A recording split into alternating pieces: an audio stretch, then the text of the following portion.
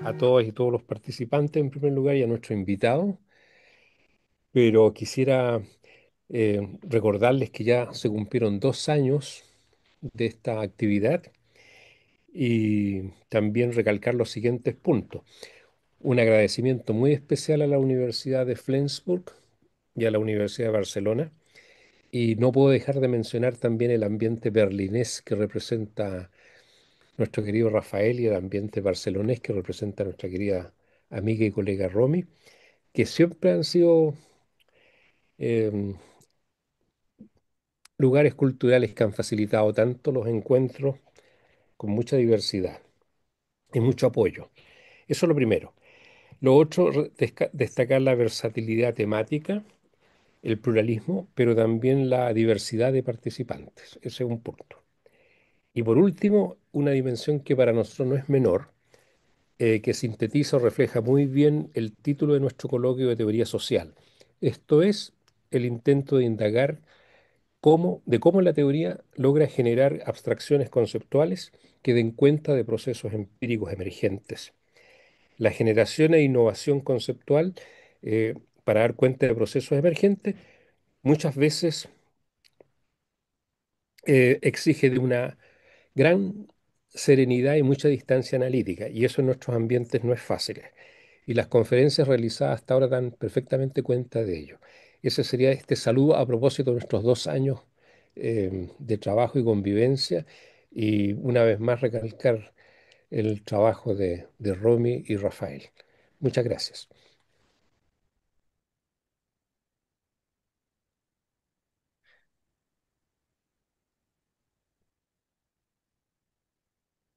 Romy, No, no tengo nada que agregar. ok. Simplemente gracias, Juan Miguel, me encanta escucharte.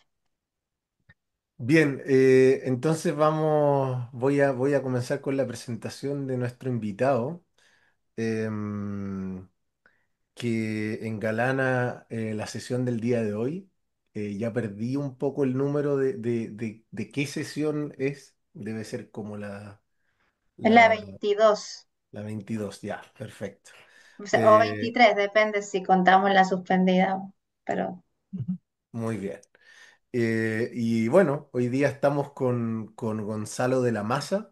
Gonzalo es profesor investigador del Centro de Estudios del Desarrollo Regional y Políticas Públicas, eh, el CEDER, ¿no? De la Universidad de los Lagos de Chile, y también del Centro de Conflicto y Cohesión Social, que se le llama COES, ¿no? Bueno, Gonzalo hizo su doctorado en la Universidad de Leiden de Países Bajos, que se dice hoy día, y tiene, bueno, una vasta trayectoria, ya si no me equivoco, son ya 5 décadas estudiando una serie de temáticas que son de interés no solo académico, sino diría, de amplio alcance, como lo es la relación entre Estado y sociedad, los problemas de descentralización, conflictos socioterritoriales y una suerte de paraguas teórico, pero no solo teórico, sino también empírico relativo a la participación, ¿no? En particular a la participación ciudadana. Respecto de esto mismo, quisiera señalar también que Gonzalo dirigió la Secretaría de Participación Popular de la Convención Constitucional entre el 2021 y 2022, la Convención Constitucional en Chile. Y bueno, su destacado trabajo también ha conllevado que este año fuese incluso propuesto como para recibir el Premio Nacional de Humanidad y Ciencias Sociales, que finalmente ganó José Bengoa, pero esto mismo da cuenta de la prolífica producción intelectual de Gonzalo, su injerencia además en el debate público, lo que nos tiene además particularmente contentos de poder tenerlo con nosotros hoy día, ¿no? Por último, quisiera contarles de un libro que acaba de aparecer recientemente, que tengo la suerte de tener aquí, que se llama Tiempo de disfraces, política y sociedad en los años 90, que es un libro que reúne algunos ensayos y textos escritos por Gonzalo en los años 90, sobre lo que fue el periodo propio post-dictadura en Chile. Sin mayores complementos a esta introducción, te paso la palabra, Gonzalo. Quizás la última invitación a nuestro público, como siempre, en la medida de las posibilidades, les invitamos a prender las cámaras para tratar de jugar un poco con esta ficción, de estar un poco más cerca y no tan lejos, un poco de presencialidad digital, ¿no? Así es que si pueden prender la cámara, sería fantástico. Y nada, Gonzalo, te paso entonces la palabra. Bueno, gracias Rafa, gracias. Mucho gusto de ver nuevamente al profesor Chávez, con cual siempre que nos encontramos tenemos unas conversaciones muy entretenidas, muy interesantes y aprendo mucho. Y también de conocer a Romy. Yo cuando Rafa me habló de este seminario, me sorprendí un poco porque no recibía, digamos, información. Me doy cuenta que es un seminario, bueno, que está llegando a muchas partes, de muchos países, pero, y este es como un llamado de atención que creo que se debiera poder difundir un poco más. A veces la gente no tiene tiempo, en fin, o no tiene o le interesa, pero reúne interés no solo por la gente que participa como exponente, sino que por la variedad también de participantes. Entonces, creo que por lo menos en Chile podemos ayudar ahí con Zanetti y otras personas a divulgar este seminario. Bueno, teníamos que elegir por dónde, qué cosa presentar y yo le hice un par de propuestas a Rafael y decidimos que iba a presentar sobre conflictos y política en el espacio territorial. Una de las líneas en las que he venido trabajando, diría, la que he trabajado más formalmente en los últimos años en términos de investigación, más formalizada. Entonces, está bien, yo preparé una presentación que la voy a compartir ahora. Inicialmente le había dicho a Rafael que tenía un tope de tiempo que me complicaba, pero eso ya no es así. Así es que tenemos un tiempo tranquilo para poder exponer primero y luego conversar. Claro, tienes que compartirme, Romy, la posibilidad para que yo pueda presentar. Sí, ya está.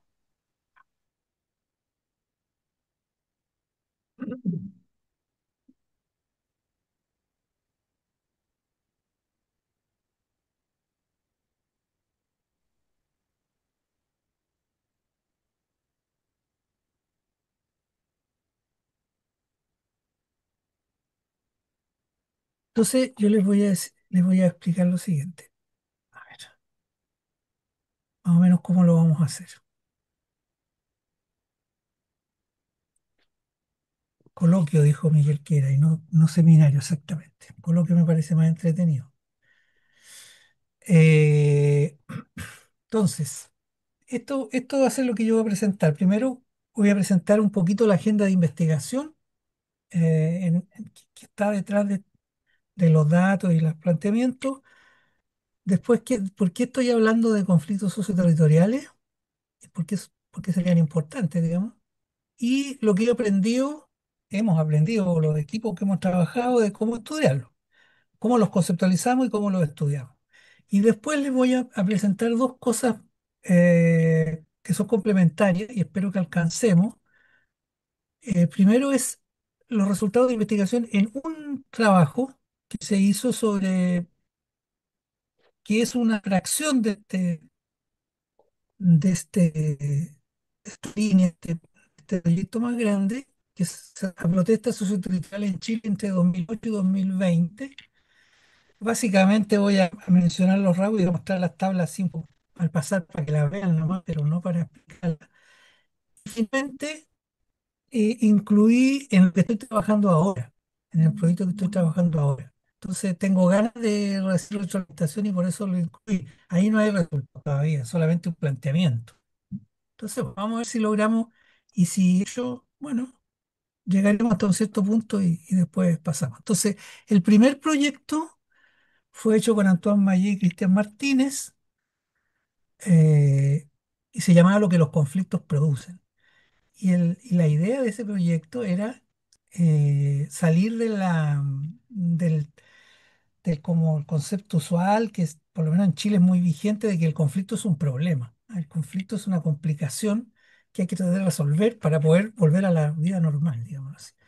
Y nosotros dijimos, no, aquí vamos a estudiar qué es lo que pasa con los conflictos, qué es lo que sucede, o sea, partiendo de la base que las sociedades son conflictivas de por sí, que lo otro es un concepto muy extraño de pensar que una sociedad sin conflicto sería mejor que una con conflicto. Esa imagen es de la protesta social en Aysén en 2012, del movimiento social de Aysén. Después hicimos un proyecto con Antoine Mayer, con Maritza Paredes, una colega de la Universidad Católica del Perú, y Juan Pablo Paredes. Antoine es politólogo y los demás son sociólogos, que fue intentar una comparativa con Perú. Esto yo lo tenía incluido inicialmente en la presentación, pero lo saqué porque yo entiendo que es interesante para esta audiencia, porque es una audiencia que no es chilena, pero preferí irme más a lo conceptual con resultados chilenos, pero a las preguntas más conceptuales.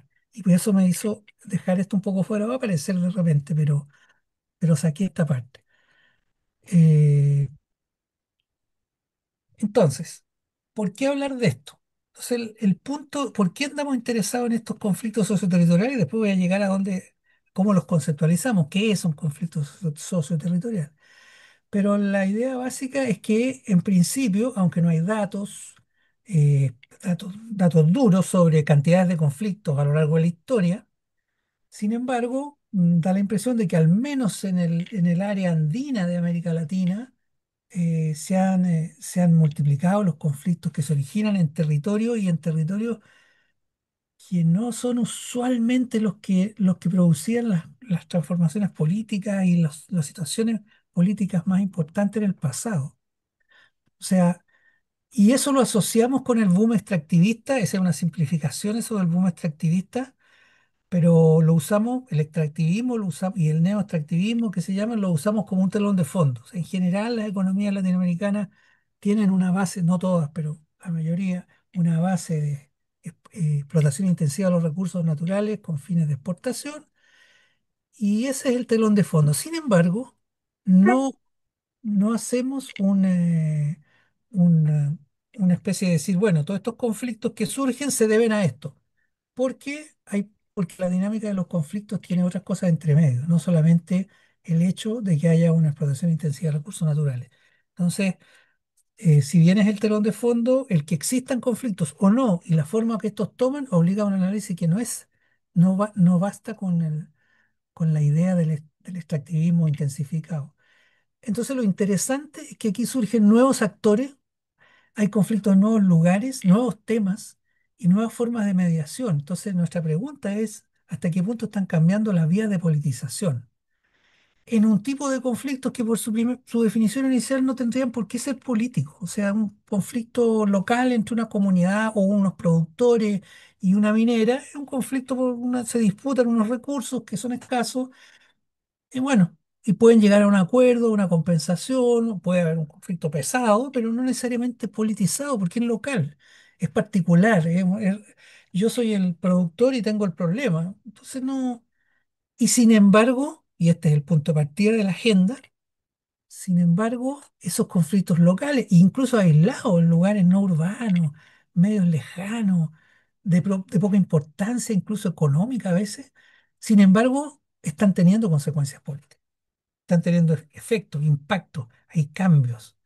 Podríamos, por ejemplo, en Perú, hubo un candidato presidencial que surgió precisamente, que era gobernador de Catamarca, de Cajamarca, y que surgió, digamos, a partir de la conflictividad local. Entonces, estamos hablando de impactos que pueden llegar a lo nacional o a lo internacional incluso.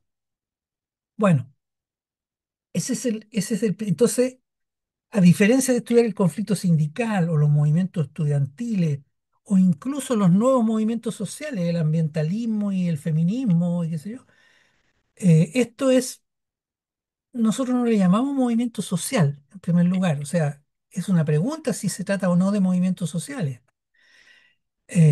Porque un conflicto puede ser una protesta y punto. ¿Ah? Y esa protesta puede ser extremadamente violenta. Pero vamos a Perú, los sucesos del Baguá, digamos, una protesta así con represión y con, o sea, durísima, pero no necesariamente un movimiento continuo en el tiempo, por ejemplo, o organizado en torno a una causa o con unos adversarios identificados, en fin, las categorías que normalmente se usan para definir un movimiento.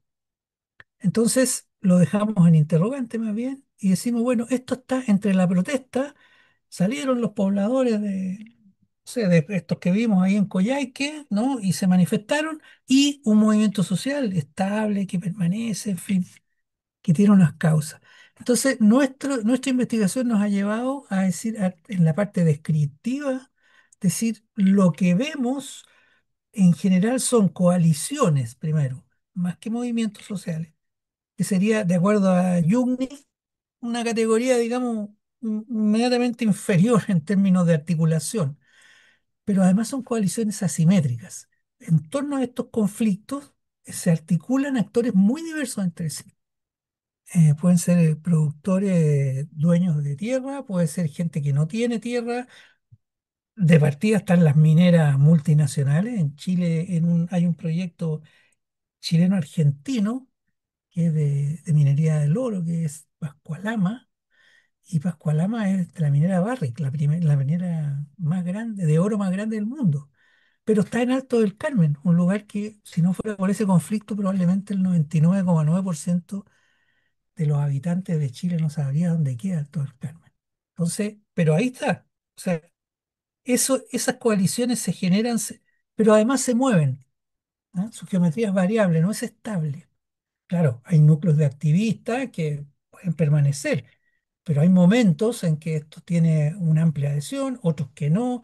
Hay intervención, aquí se mueve mucho dinero en muchos de estos conflictos, por lo tanto, a veces hay mucho cambio también de actores. Los gobiernos locales a veces son el campeón de la comunidad para defender los recursos y en otras veces son el aliado clave de la multinacional para generar empleo y para generar algún recurso, en fin, etcétera. Hay también elementos de corrupción a veces, o sea. Entonces, coaliciones asimétricas de geometría variable y dinámica diversa. No tenemos una teoría sobre estos conflictos van mayoritariamente para allá o para acá. Tenemos tipologías, tenemos categorías, pero nada más.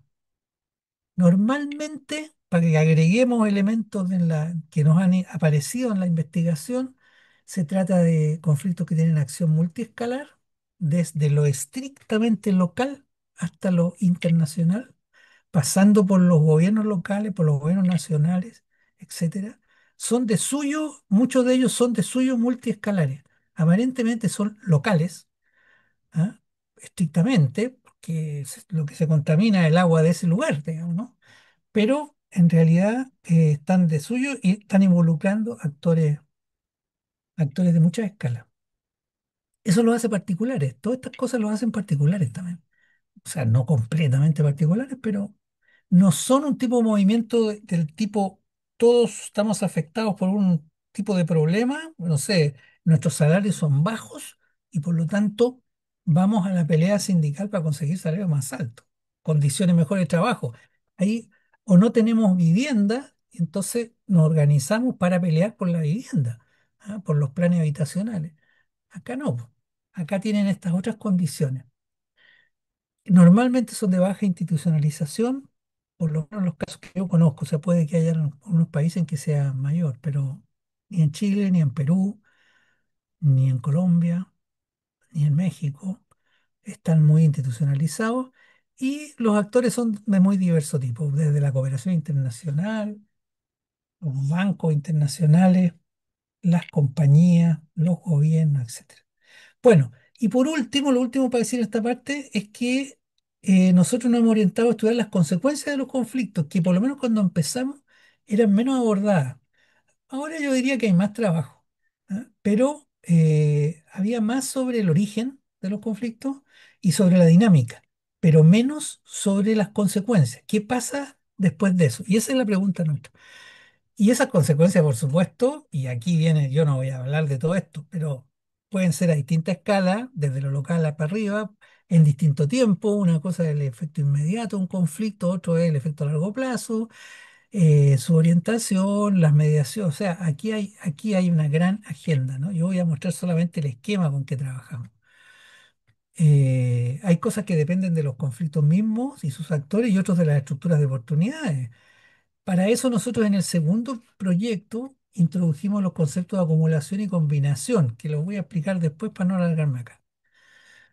Entonces, eh, tratando de escarminar un poquito el concepto y su operacionalización. Lo primero es que un problema no es lo mismo que un conflicto. En Chile existe una zona que pertenece a lo que se denomina zonas de sacrificio, es decir, ahí a donde se concentran conflictos de tipo ambiental, de contaminación, etcétera. Ese problema existe desde que se creó la fundición Paipote, una fundición de cobre que es la que empezó a contaminar. Después fue avanzando y se profundizó el problema. Pero eso, que haya ese problema y que ese problema sea grave y desde el punto de vista de la salud, etcétera, no significa que haya un conflicto. Seguramente cuando se inauguró la Fundición Paipote todo el mundo aplaudió, estaba todo el mundo contento. O sea, no, el conflicto supone un acto contencioso, ¿no? Pero por el otro lado, un conflicto que tiene un momento contencioso no es solo conflictividad y movilización contenciosa. También es propuesta, también es negociación, también es construcción de alianzas. O sea, eso diferencia para nosotros protesta de conflicto.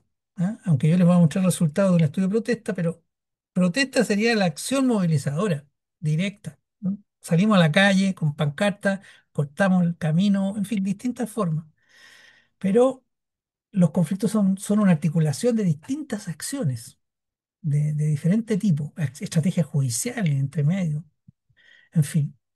Después, esto de socioterritorial o socioambiental, para nosotros lo socioambiental algunos conflictos son socioambientales, quizá hasta la mayoría podrían ser. Yo les voy a mostrar unas cifras por ahí, pero no todos. O sea, también hay conflictos de carácter territorial por autonomía de los territorios para decidir, por ejemplo, por demanda de obras públicas, por disputa de recursos, a propósito de una situación que afecta al medio ambiente. En realidad la disputa es sobre las ganancias de eso, ¿no? En fin, entonces, entonces a veces se asimila y muchos de los conflictos más conocidos son socioambientales. Hay mucho más agenda investigativa sobre lo socioambiental, ¿eh? O sea, por muchas razones. Pero no, para nosotros, entonces nosotros incluimos dentro de los conflictos territoriales algunos otros que no necesariamente son ambientales. Y bueno, lo de movimiento social ya lo decía, pues, tenemos que, digamos, nosotros estamos en un diálogo permanente con esa literatura, de la cual además yo provengo, pero no la usamos así como directa, como un concepto de base.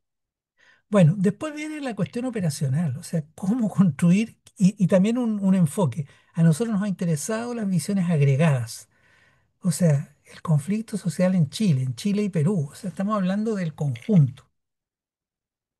Después le voy a explicar por qué razón esto es importante. Pero en este punto es que contar, digamos, los conflictos es un asunto, o sea, es un asunto complejo. Se cuenta lo que se sabe que es lo que es primero. Entonces yo le puse ahí tres fuentes, el del Observatorio de Conflictos de COES, que es el que yo voy a mostrar algunos resultados, el análisis de ese observatorio, una cosa que se llama, que son básicamente noticias de prensa regional y nacional sobre acción contenciosa. Para nosotros ese es un observatorio de protestas, no de conflictos, de protesta. Ellos le llaman así, Observatorio de Conflictos. Después hay una cosa que se llama ACLED, que no sé qué significa la sigla, pero que es un proyecto global de 20, lleva 20 años, tiene un tremendo equipo, sobre conflicto, pero conflicto violento y protesta. O sea, ahí están los conflictos armados, o sea, es otro concepto muy interesante. Estuve mirando eso, no lo conocía hace mucho, lo conocí recién hace poco, pero se topa marginalmente con nosotros, ¿no? En la parte de protestas y habría que mirar un poco mejor, no ha mirado bien la metodología que tiene. Y después tenemos el Atlas de la Justicia Ambiental, que se usa mucho, digamos, y tiene también buenos datos, pero ese surge de lo que los activistas, digamos, articulados en el observatorio les envían, la información que les envían. Entonces, bueno, todo esto son esfuerzos, pero esfuerzos que son complejos de realizar, no tan sencillos. Entonces, cuando después uno va mirando cifras en las visiones agregadas, normalmente el problema es cómo se construyó el numerito, digamos. Y nosotros hemos construido nuestra propia base, va a estar disponible ahora un poquito tiempo más porque nuestro sitio, que lo teníamos, por alguna razón perdió su acceso y estamos trabajando para tener nuestra propia base que son sobre conflictos territoriales en Chile. Con este concepto más amplio, digamos, de conflictos que duran en el tiempo, etcétera. Voy al tiro a la operacionalización. ¿Cuándo comienza y cuándo termina un conflicto? No se sabe. Nosotros estimamos que un conflicto comienza cuando está la primera acción contenciosa registrada, pero seguro que el conflicto había comenzado antes. Pero bueno, es una manera de resolver. Si no hay una acción contenciosa, nosotros hasta ese momento no decimos que hay conflicto. ¿Y cuándo termina? Eso sí que no tenemos cómo determinarlo, porque los conflictos tienen latencia, de repente desaparecen y vuelven a reaparecer, etcétera. Y lo mismo con los motivos. Nosotros partimos ingenuamente con nuestro catastro, nuestra base de datos, diciendo, bueno, le pusimos un casillero que era motivo del conflicto. Y por supuesto los conflictos tienen varios motivos. Entonces no existe el motivo. Existen varios precisamente porque son actores diversos. Entonces, principal motivo, o sea, ahí hay todo un trabajo que hacer en ese. Y eso nos lleva camino al asunto de los framing de los conflictos, porque el encuadre simbólico, desde simbólico, cultural y político de los conflictos es algo en plena evolución, en este campo, totalmente. O sea, el concepto de zona de sacrificio yo creo que hace 10 años se estará usando en Chile o menos. Antes nadie hablaba en esos términos. El mismo tema de justicia ambiental y así otras cosas, ecofeminismo, en fin, hay múltiples cosas eh, que están en juego ahí. Entonces, el campo parece interesante. ¿Cómo lo operacionalizamos? Muy sencillo nomás, esto es solamente para que entiendan de las cosas que hablo. Nosotros decimos estos son conflictos que tienen un doble carácter, las columnas de la izquierda, tienen un carácter territorial, o sea, están en el territorio y tienen que cumplir estas tres cosas. ¿Ah? Emerger de problemas locales que se produjeron ahí, movilización, tiene que tener algo de movilización en el territorio y tiene que tener alguna demanda en relación con eso. Si no, o sea, una campaña, por ejemplo, aquí hay un movimiento contra el TPP-11, el Tratado de Pacífico 11, que organiza las relaciones y el comercio internacional entre los países, en fin, que están ahí metidos los activistas ambientales, pero eso no es un conflicto territorial. ¿Ah? El conflicto territorial se produce cuando a una empresa, en virtud, a lo mejor amparada en función de ese tratado, hace algo en algún lugar que la población se opone, etc. Pero al mismo tiempo tiene que tener una vía de politización, porque como decía, pueden haber conflictos que son estrictamente particulares y ahí quedan, aunque sean graves. Pueden ser graves y le conducen a alguien a la cárcel, pero no son políticos. Entonces, aquí en cambio decimos una condición de esas tres es suficiente para que nosotros lo consideremos un conflicto politizado, que se involucran a actores que no están involucrados directamente, que sus demandas de alguna forma interpelan al Estado o que en el framing, en las demandas, etcétera, se ponen en cuestión orientación de políticas públicas. Cualquiera de esos tres para nosotros ya nos está hablando de un conflicto que trascendió su territorio exclusivamente. Y bueno, y las consecuencias pueden ser más o menos esas. Aquí, ¿qué es lo importante? Es que generalmente los estudios de consecuencias se refieren al nivel nacional, si cambiaron las leyes, las políticas. Y nosotros decimos, bueno, pero también nos interesa lo que cambia en el territorio, porque también cambian las cosas. Entonces tenemos efectos en el territorio y efectos más allá del territorio. Bien, aquí en este esquema no está evidenciado algo que es clave: cómo se vinculan las características de los conflictos con sus consecuencias. O sea, digamos, ¿qué relación hay entre una cosa y la otra? ¿Podemos considerar que una consecuencia o sea, que un hecho político, un cambio de alcalde, supongamos, ¿no?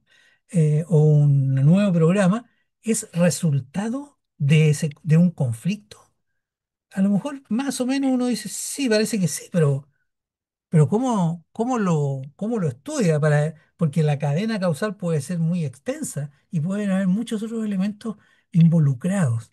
Entonces, en el primer proyecto nosotros trabajamos principalmente con las líneas de arriba, con las tres primeras, tratando de asociar, o sea, voy a poner un ejemplo que es típico para nosotros, que es el conflicto este de Pascualama, que involucraba, este conflicto minero involucraba la remoción de glaciares, unos glaciares muy importantes. Entonces, un colega hizo su tesis de magíster en el marco del proyecto, estudiando del conflicto de Pascualama a la ley de glaciares.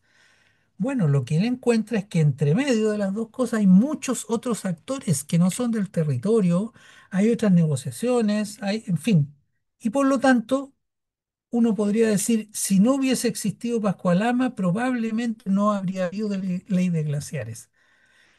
Pero, y en ese sentido, el conflicto fue una condición necesaria, pero no fue suficiente porque hay muchos otros conflictos que no redundan en un cambio. Y por último, esa ley que salió no necesariamente es la ley que los que querían los de Pascualama, incluso los de Pascualama o los de Alto del Carmen, a lo mejor no estaban ni peleando por una ley, estaban peleando por una defensa de su territorio.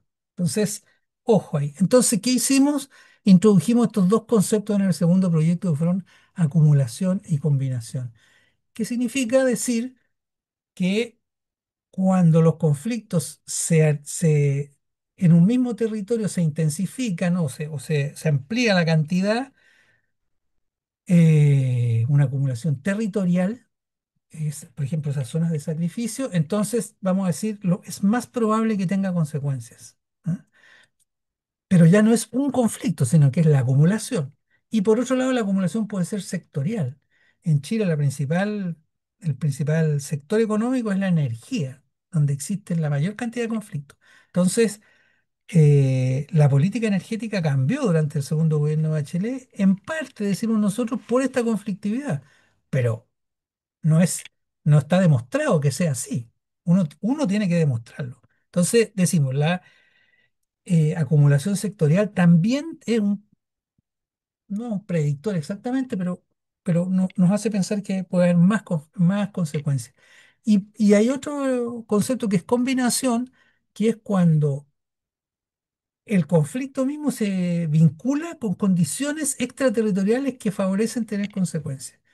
Las oportunidades políticas, la situación del mercado, o sea, el cambio de la política energética tuvo que ver con que habían cambiado la tecnología de las fuentes renovables y era más barato también producirla. Había un cambio de mercado. Hay veces que la producción, ahora el precio del cobre está muy alto, entonces eso tiende a que se produzca más. Eso tiende a producir más conflicto, ¿no? Cuando se intensifica la producción. Pero hay otras veces que es al revés. En fin. Entonces, estos dos conceptos apuntan a una mirada que ya no es conflicto a conflicto, sino que trata de tomar la cosa más globalmente. Bueno, un par de cosas sobre la estrategia metodológica. Se hace mucho estudio de caso. Nosotros publicamos un trabajo, yo al final les puse una lista de las publicaciones que hemos hecho, entonces pueden ver si quieren. Los estudios de caso único, se hace mucho eso. ¿Y cuáles son los que se estudian? Los que tienen acción colectiva de mayor intensidad y normalmente los que tienen mayores consecuencias. ¿Ah? ¿Por qué? Porque ahí están los intereses internacionales, porque ahí se involucran las ONG internacionales, o sea, porque le importan a más gente, en buenas cuentas.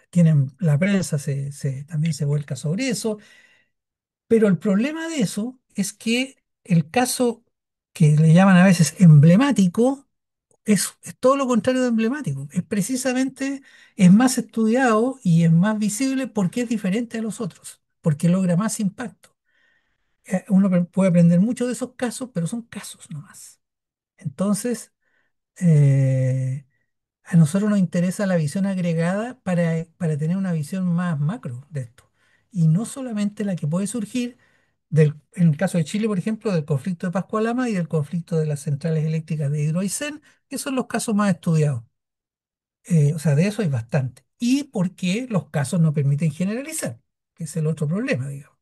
Entonces, está muy, muy interesante, pero el paso entre el caso, lo que pasó ahí y lo que podemos decir sobre conflicto socioterritorial, ojo, y por lo tanto, a nosotros nos interesan más las tipologías, ver, tratar de encuadrar esto y ver qué distintas cosas hay, etcétera.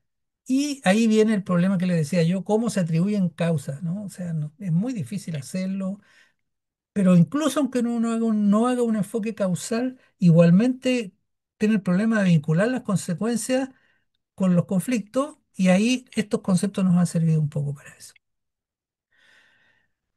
A ver cómo estamos de hora. 11:47, ya.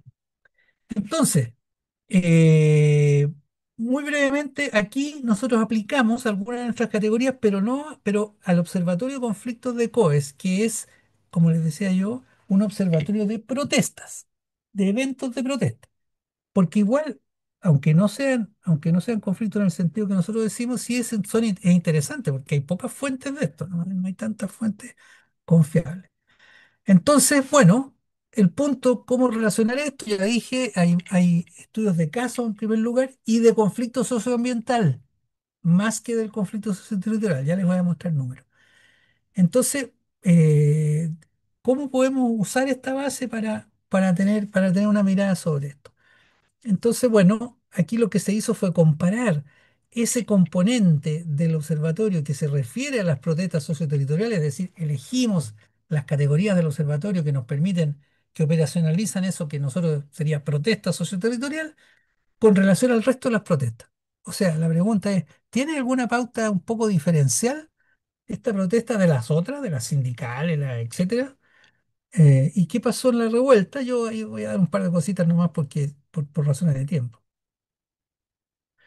Entonces, bueno, ya les expliqué. Si alguien quiere más información, se la puedo dar. ¿Qué resulta de ahí?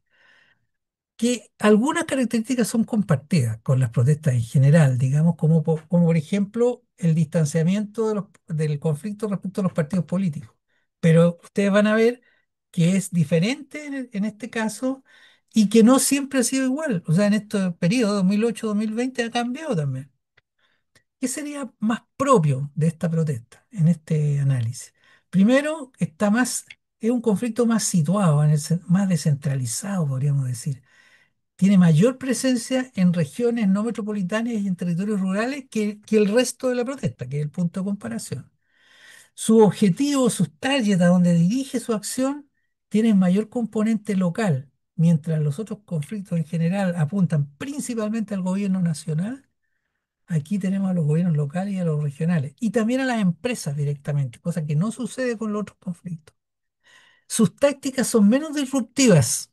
Entre táctica pacífica, disruptiva y violenta, estos son más que los otros. Eso es lo que quiero decir. Pero ustedes van a mirar el cuadro como, no sé si puse la tabla, pero en el 2019 la cosa cambió. Estos conflictos se volvieron más disruptivos.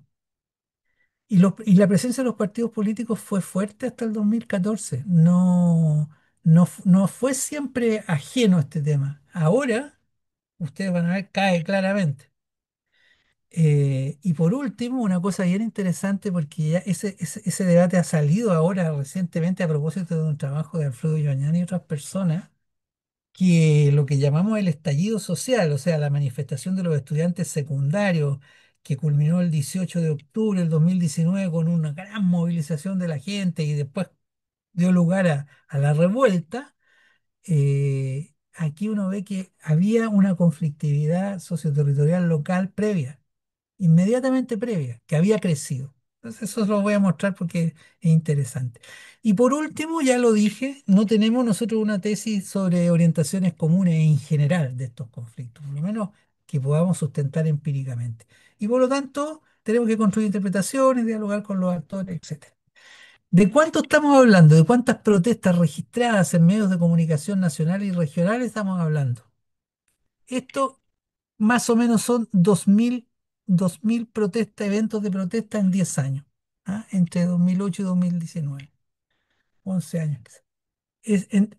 Aquí hay una cierta categorización, ¿no es cierto?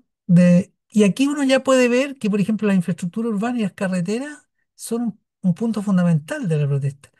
Entonces, pueden tener algún elemento ambiental, pero no son principalmente eso. Y así, ¿no? Entonces, hay cosas ambientales claramente y otras que tienen algunos otros elementos. Hay categorías más predominantes. Bueno, este coloquio no es sobre los resultados de Chile, pero para que vean cómo se traduce esto, ¿no? Aquí hacemos un zoom y aquí la línea azul muestra los conflictos en general. Ustedes ven cómo se van para arriba en el 2019, se multiplican por 2 o por 3 y los conflictos territoriales se mantienen más o menos. Pero si hacemos un zoom a la mano derecha, vemos que si lo miramos más en zoom, sí hay cambios. Su peak es en el año 2012, que es justamente la movilización de Aysén. Entre otras cosas, ese sector sur fue muy importante en este pic. Después desciende, vuelve a crecer un poquito y luego vuelve a crecer. Y luego baja. No sabe que después baja. ¿Cómo fue más o menos la trayectoria? Podríamos decir que hace 20 o 25 años este asunto eran conflictos, eran ecologistas de clase media, urbanos, gente que había vivido afuera, que era sensible al medio ambiente, científicos, etcétera. Pero eso fue cambiando hacia un tipo de acción contenciosa en pleno periodo del boom de los commodities. O sea, ahí empezó como la acción a multiplicarse. Y entonces, de la acción contenciosa, o sea, la protesta se fue pasando a coaliciones y movimientos. Y luego tuvimos lo que fue culminando en el estallido, o sea, la acción masiva en la calle, llamémoslo así. Eso tuvo una traducción en Chile institucional, que fue la política constituyente. O sea, los esfuerzos por llevar esto al plano constitucional, esos fracasaron, entonces estamos en otra coyuntura. Entonces podemos decir que esto en un periodo no tan largo ha ido cambiando, no es un fenómeno estable, digamos. Y si lo miramos en términos de número, uno ve que la mitad de esos 2000 conflictos, eventos perdón, de protesta, estaban directamente relacionados a lo ambiental, y un 25% eran conflictos regionalistas, hemos tenido varios acá, de demanda por autonomía regional y desarrollo local, y otros sobre infraestructura, conectividad, cambio de uso del suelo. Pero la literatura está mucho más cargada en lo ambiental, ¿no? Bueno, entonces a nosotros eso nos hace pensar que el territorio importa, cosa que por lo menos en las ciencias sociales, en la sociología, normalmente el territorio es una variable no muy considerada. Si uno lo mira al punto de vista, aquí hay dos tablitas, uno distribuido por regiones, también se puede ver cómo hay regiones con más alta conflictividad en el mismo periodo, más alta protesta y otras con menos. Los que predominan aquí Valparaíso y la región metropolitana y la zona sur. También aquí en la zona norte, esta es la zona minera, ¿eh? No son en número tantos como por ejemplo acá, y así. Y otras regiones, la región agrícola con mucho menos, en fin. Y en términos de los demandados por parte de la conflictividad, el gobierno central sí es importante, pero también el gobierno local y el gobierno regional y empresas eléctricas o de otro tipo. Creo que hay otro de estos. Aquí hay otra mirada en términos de región metropolitana respecto a las regiones. Entonces, lo azulito es la protesta socioterritorial y el resto de las protestas está en rojo. Entonces, la socioterritorial está menos concentrada en la región metropolitana que las otras, perdón, el azul es la región metropolitana, las regiones es lo otro. Entonces, en el caso de las socioterritoriales tienen menos presencia que lo que tienen las otras protestas. Es menos urbana. Aquí tenemos una comparación de los hacia dónde se dirige la protesta. Y si te fijan, si lo comparamos con el conjunto de la protesta, es mucho menos dirigida al gobierno nacional que el resto y en cambio mucho más hacia los gobiernos locales o provinciales o regionales y hacia las empresas privadas. Entonces, las pautas que yo les dije. Táctica, lo mismo. Fíjense aquí el perfil. La azulita es la socioterritorial más pacífica, menos disruptiva, menos violenta. Presencia de partidos políticos. Yo les decía, hasta el 2014 aquí la presencia de partidos políticos fue más fuerte en estos conflictos que en los otros. Y la pauta cambió en el periodo siguiente. Las otras protestas tuvieron mayor presencia, igual en porcentajes bajos, ¿ah? es un poco engañoso esta tabla porque los porcentajes igual son bajos. El más alto es 8,8%. Pero dentro de esos, la comparación nos muestra un perfil un poco distinto. Distribución proporcional de aquí está lo que les decía que inmediatamente, este es el pic del estallido, octubre del 19, y fíjense que hemos venido creciendo la protesta socioterritorial antes, o sea, inmediatamente antes, y luego baja, digamos. Pero entonces es interesante eso. Esto no es octubre, esto es septiembre, y venía creciendo desde julio.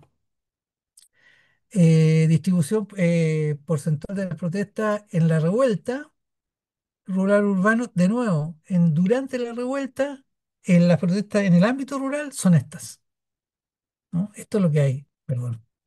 Aquí mientras que en general en la revuelta fue básicamente urbana, o sea, centralmente urbano, pero esta conflictividad tenía su perfil propio.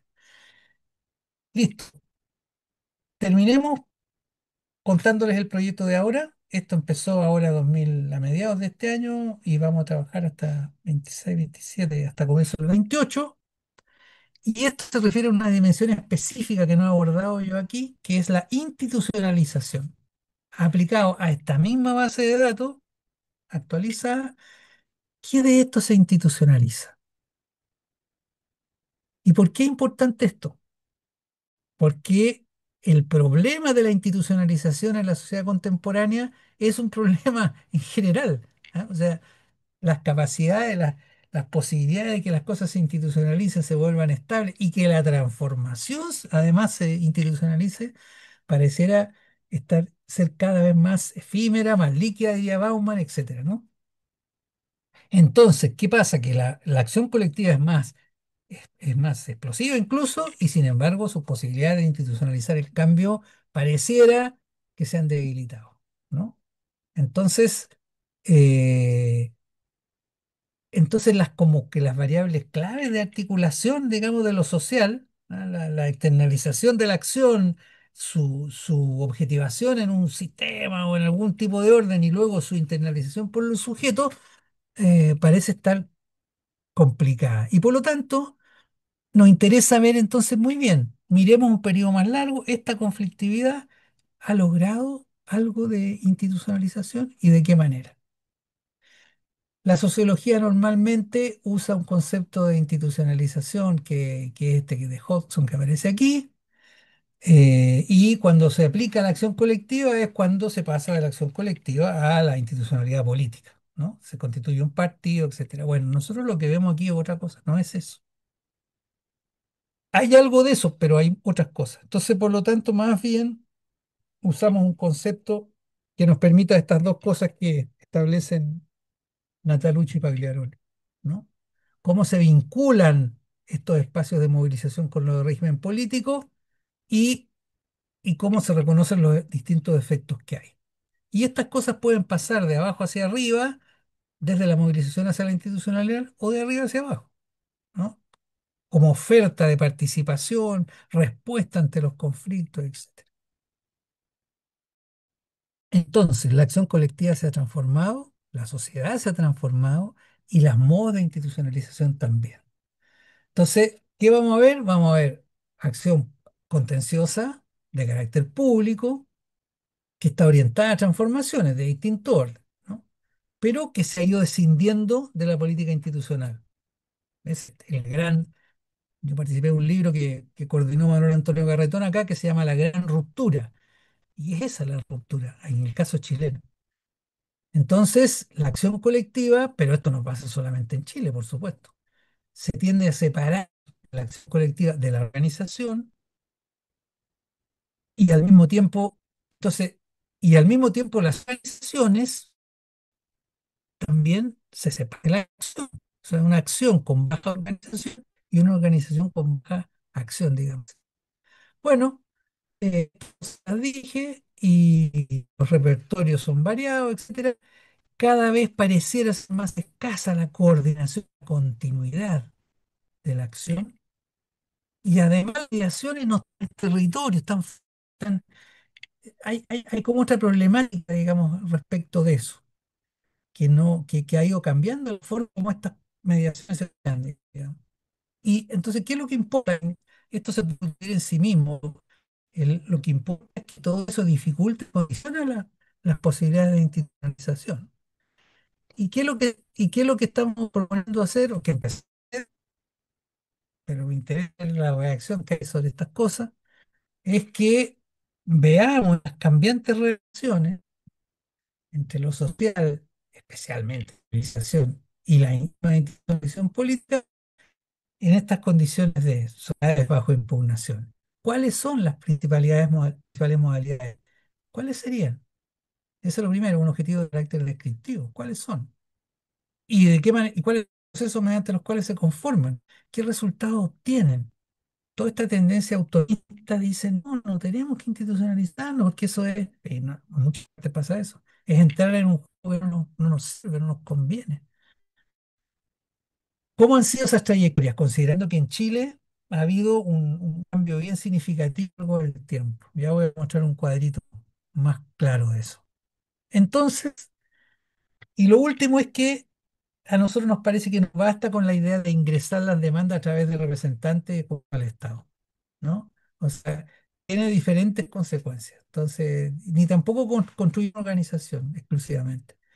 Entonces, es diversa la institucionalización y cada una, según el contexto en que se da, tiene también distintas características.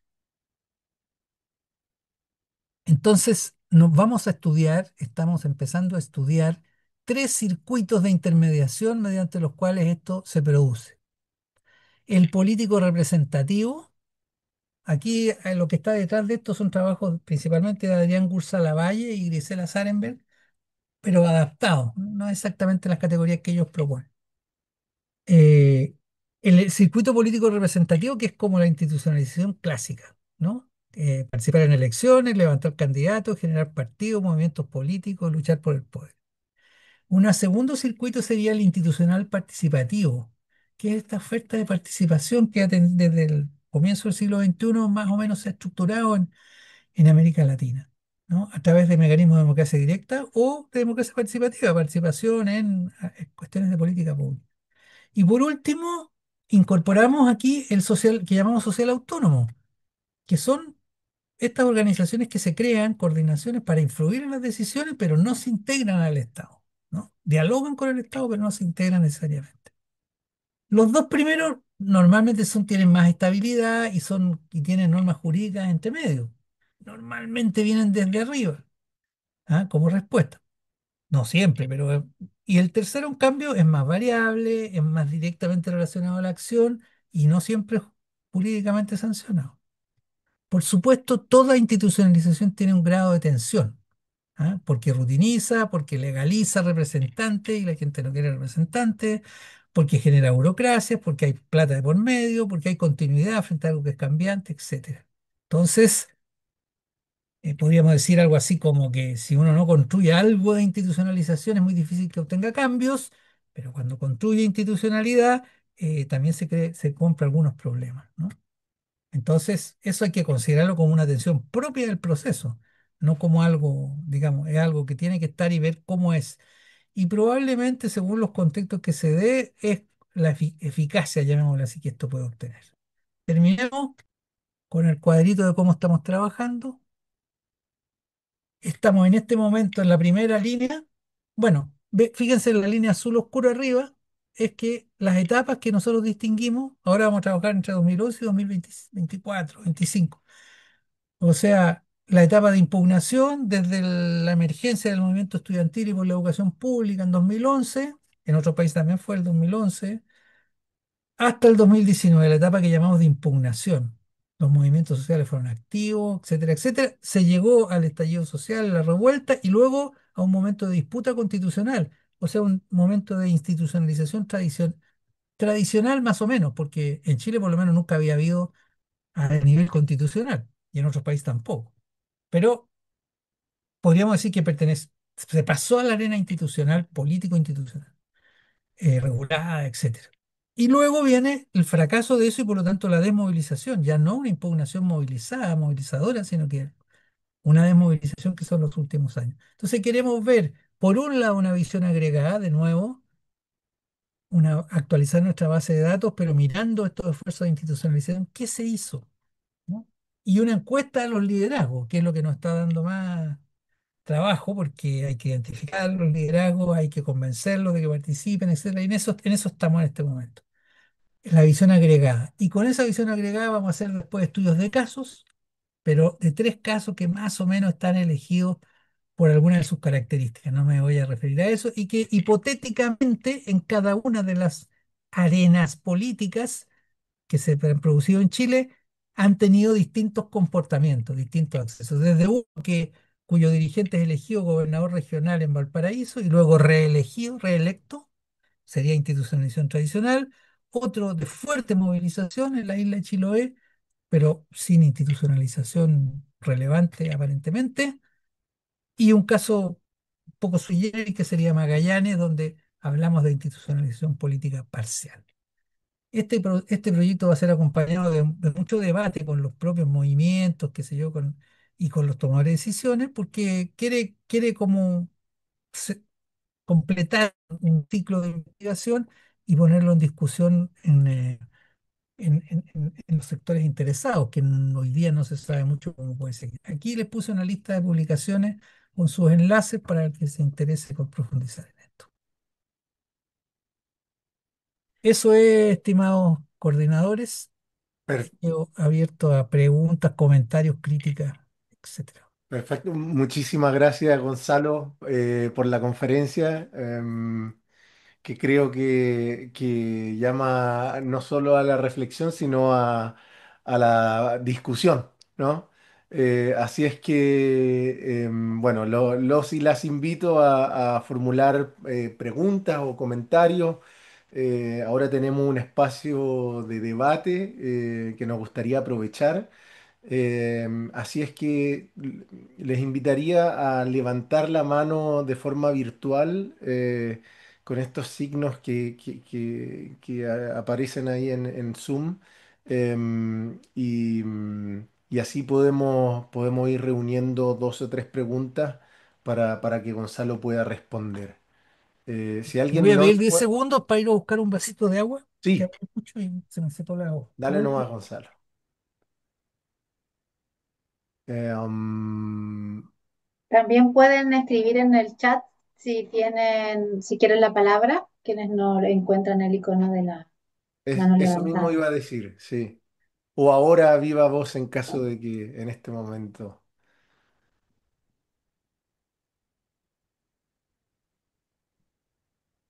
Y por favor no sean tímidos o tímidas porque no, no sé, ¿cómo se llama? Nos encanta poder escucharlo a todos sus preguntas y comentarios, como siempre.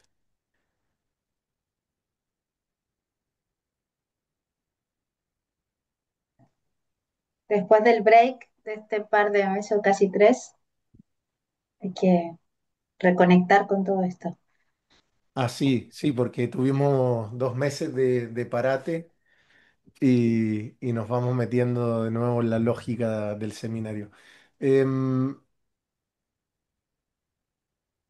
Romy, no sé si quieres empezar tú con alguna pregunta. Yo tengo varios comentarios y preguntas igual, pero no quiero, ¿cómo se llama?, monopolizar la palabra.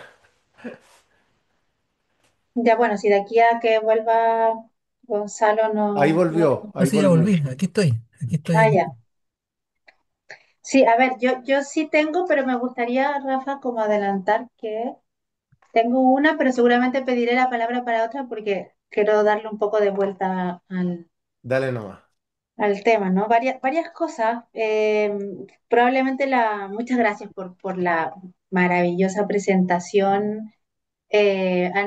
Nosotros siempre posteriormente hablamos de estas conferencias con Rafael y con Juan Miguel, lógicamente, y hay algunas que son espectaculares en términos abstractos, otras que son un tema muy concreto. Bueno, esta ha tenido de todo y realmente la conexión entre el trabajo empírico y la conceptualización ha sido brillante. Justo esta mañana tuve que hacer una clase de Durkheim y, y mañana tengo que terminar ese módulo y me estaba apuntando cosas para mi clase porque, claro, la pregunta por el cambio, ¿no? Por el cambio social es la que está detrás de toda esta reflexión, Ujú. que es la pregunta clásica de la sociología, o una de las preguntas clásicas de la sociología. Y me hacía mucho sentido, perdón que sea tan como enredada, pero es que no me dio tiempo, Rafa, de poder escribir bien la pregunta, entonces estoy siendo más natural en la forma de expresarla. Entonces, estaba conectándolo como con lo que es la sociología en general y lo que yo por lo menos hoy estaba hablándoles a los estudiantes sobre la mirada más conservadora que ha tenido Durkheim. Yo no soy experta en Durkheim, pero después por esta conexión solo, mirándolo desde el punto de vista de las vanguardias y desde el conflicto como algo negativo. Es sumamente novedoso pensar, aunque sea paradójico que sea algo novedoso, pensar la crisis y el conflicto como algo propositivo, ¿no? Y algo como parte de y no como un evento circunstancia. O sea, ahí me surgen un montón de preguntas eh, conceptuales y la primera podría ser, ¿qué pasa en todo tu análisis más empírico y si lo han visto también a nivel teórico con las élites o como con las contrapartes de esos conflictos? Porque la manera en que describieron las protestas y los conflictos ha sido desde abajo, o sea, por lo menos los casos que han elegido son desde abajo, por la definición de conflicto también, que tiene que ver con protesta en algunos casos, pero claro, siempre hay un demandante, ¿no? Tú lo explicabas muy bien en relación a que la mayoría de los conflictos territoriales que no son metropolitanos apuntan a un gobierno local, y ese gobierno local tiene nombre y apellido, ¿no? Probablemente sean empresas o sean gobiernos, bueno, los ayuntamientos, los municipios, lo que sea. ¿Cómo se han conceptualizado un poco la forma en que resisten esos actores o no Ujú, resisten ujú, sí. para que se genere un resultado u otro en ese proceso de institucionalización o no del resultado de esas demandas, de esos frames que llevan adelante los distintos conflictos, los actores de esos conflictos? Esa era una duda, ¿no? ¿Qué pasa con esas Ujú. elites o como queramos llamarlo?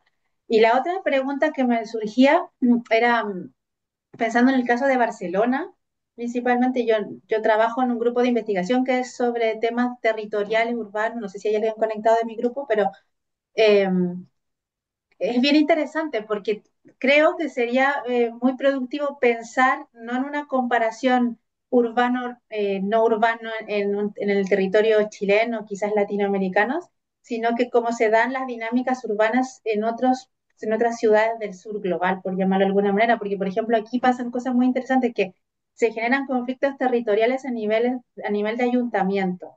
Y esos conflictos territoriales te parece ser, igual por la descripción que tú has hecho, tienen las dinámicas muy similares a lo que sucede a nivel territorial no urbano en el caso chileno, ¿no? Porque, por ejemplo, aquí en Barcelona no, han emergido demandas relacionadas con municipios que han tenido conflictos con el agua o con alguna empresa en concreto, ¿no? Con la instalación de alguna industria más contaminante, en fin, y lo que tú estabas describiendo, estos circuitos, me hacen mucho sentido con esas dinámicas, pero que paradójicamente son urbanas.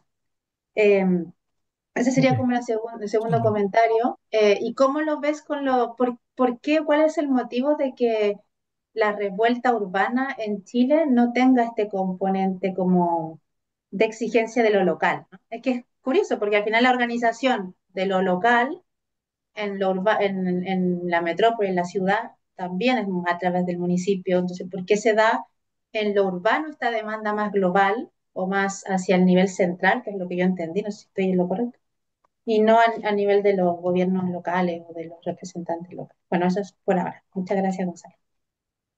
Gonzalo, ¿quieres que colectemos una pregunta más o te gustaría responder? No, me gustaría juntar otro par de preguntas, pero sí quería aclarar una cosa porque yo creo que fue un problema de mi exposición. Es que si uno mira las protestas, donde los números que di son de las protestas, que son como 20.000 episodios en 10 años, ¿no? Bueno, esa es la principal categoría, que ese observatorio registra es el conflicto económico y de sindical y huelga, etcétera. Es decir, habría que hacer este mismo ejercicio con los conflictos así llamados urbanos. Los conflictos urbanos, tal de los como tú lo estás describiendo, son conflictos territoriales también. ¿Por qué nosotros no nos metimos en ellos? Fue por una razón exclusivamente de falta de recursos de investigación para abarcar un campo tan amplio. Entonces privilegiamos, porque estábamos interesados en esto de estos conflictos medio lejanos que están fuera y que sin embargo tienen consecuencias políticas. Pero en realidad hay dos arenas no, dos tipos de conflictos que son territoriales estrictamente y nosotros no los tomamos. Uno son estos, urbanos, de las vecindades, respecto a los recursos, las inmobiliarias, etcétera. Esos forman parte del concepto y nosotros no lo tomamos, y no lo dije eso. En la operacionalización no lo hice. Y el segundo es todo el conflicto por tierras indígenas, que obviamente es un conflicto territorial, no, pero precisamente por la complejidad que tiene, nosotros dijimos, no vamos a estirar esto tanto como para... Pero habría que hacer ese trabajo para ver si las pautas se repiten. Es decir, mi hipótesis sería que ese conflicto, tanto el momento de la revuelta como antes, eso que llamé otras formas de protesta, incluye conflictos urbanos, pero también muchos otros, ¿ah? De otro tipo. Entonces habría que aislar ahí estos conflictos territoriales urbanos, y hay gente que ha trabajado eso, y ver si es que se parecen. Yo creo que sí se parecen. Lo más probable es que sí se parecen, aunque pueden tener algunas características un poco distintas, pero en algunas deben ser comunes también. ¿Ah? Para que no se preste a confusión. O sea, cuando yo digo que estos son más rurales, es que, claro, casi por definición, hay una conflictividad rural que se ve poco, que no se visualiza de la misma manera, pero probablemente haya una conflictividad urbano-territorial, la hay, que podría tener algunas características similares.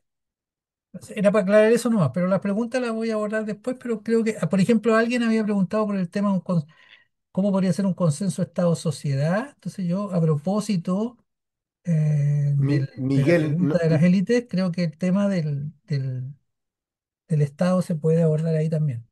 Miguel, no sé si querías profundizar un poco en esa pregunta o... Sí, Rafael, gracias. Bien, soy de México, de la parte central, y he tenido la oportunidad de colaborar, evaluar políticas públicas en la línea de medio ambiente. Percibo un alto grado de complejidad lograr un consenso Estado-sociedad, ¿no? Hay una dispersión, hay un sesgo de interpretación errónea, hay un sesgo con respecto a las políticas públicas. Siguiendo la metodología para abordar el diseño e implementación de políticas públicas, se le ha dado solamente un matiz superficial sin llegar a la profundidad o a la raíz para resolver este tema, ¿sí? Y es un planteamiento muy concreto. ¿Cómo abordar ese consenso institucional social? Se me hizo muy interesante conjugar algunas perspectivas de, que el doctor abordó con respecto al conflicto social, territorial, ambiental. Entonces, aquí ya visualizo la participación de diversos actores y es decir, cómo lograr ese consenso desde la perspectiva teórica. Gracias. Gonzalo, ¿quieres responder esta primera ronda de preguntas y después vamos con la siguiente? Bueno, eh, bueno, yo agradecí la primera intervención de Juquilla en el sentido de que es precisamente esa idea de vincular la investigación empírica con los conceptos, lo que a mí me interesa hacer. O sea, yo no soy un gran teórico, ni mucho menos, sino que me interesa que las herramientas que manejo vayan sirviendo para iluminar estas cosas que cambian. Y efectivamente, esto está inscrito en una sociología del cambio, pero claro, a partir el conflicto sería un generador de cambio, una sociedad siempre está en tren de cambiar, o sea, la respuesta de Durkheim sería precisamente eso, o sea, el orden es un momento de la, del- de la sociedad, pero también está, así como, como se objetiva en un orden, también se transforma producto incluso hasta por el desarrollo de eso mismo, los procesos que ahí están, sus contradicciones internas, sus desafíos externos, etcétera, etcétera. Entonces, y, y en segundo lugar es que, claro, el cambio tal como se conceptualizó durante el siglo XX en las principales teorías, hoy día se ve desafiado porque la sociedad se dessocializa un poco. O sea, parece contradictorio, pero se debilita. Entonces no es claro cómo este cambio se produce. Entonces acá hay una cuestión interesante porque estos conflictos dialogan en primer lugar con el proceso de globalización o mundialización o interconexión de los países. Todos estos conflictos tienen que ver, por lo menos en América Latina, con la inserción de América Latina en las cadenas de valor, en los circuitos económicos, un- una operación económica. Nosotros lo conocíamos antes de eso, porque América Latina ha sido dependiente de la extracción de recursos naturales, y quienes se beneficiaron de eso, ¿no es cierto?, fueron los países del norte. O sea, había una economía, pero esa misma, que sigue siendo vigente, sin embargo, ha adoptado formas muy diferentes. Una de las cosas que ha pasado es esta forma de vinculación entre ese orden económico y los estados nacionales y la pérdida de fuerza del Estado como en su capacidad regulatoria de planificación del desarrollo, de organización y de controlar más o menos, digamos, el desarrollo nacional. Entonces, ante la pregunta sobre el consenso, yo creo que estamos lejísimos de cualquier consenso. O sea, no lo veo como algo así, si lo tuviera que pensar. Creo que tenemos que mirar las dinámicas, estas dinámicas de institucionalización, por ejemplo, muy ampliamente para saber si es que ellas podrían dar lugar a algunas formas estatales más o menos estables. Pero cuando tenemos estados que no tienen la capacidad mínima para, para llevar adelante sus propios procesos, a sus funciones mínimas, entonces estamos en dificultades. O sea, digamos, uno de los que más sufre con este proceso entre neoliberalismo y globalización es precisamente el Estado Nacional. ¿Ah? Y se ve, digamos, se aprecia en muchas de sus... Y sin embargo, es el principal demandado por las protestas. Y en el caso de estas protestas, además, los gobiernos locales y regionales. Entonces uno diría, o sea, aquí hay una pista.